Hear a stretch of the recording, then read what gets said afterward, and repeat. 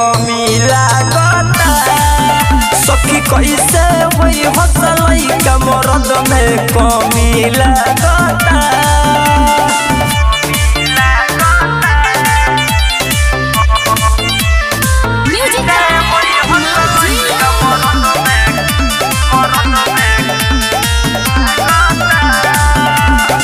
देखे में खाली लगेला हाथा काठा, होली के चोली कहे लागे काठा।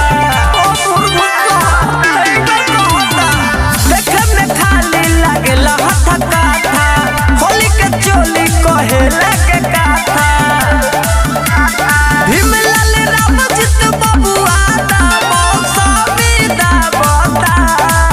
सखी कैसे होई लइका मरद में कमी लागता। सखी कैसे होई हसलई का मरद में कमी लागता। अरे करम फूट गइल। Mix by Mahakal recording studio, Dudhahi Kushinagar.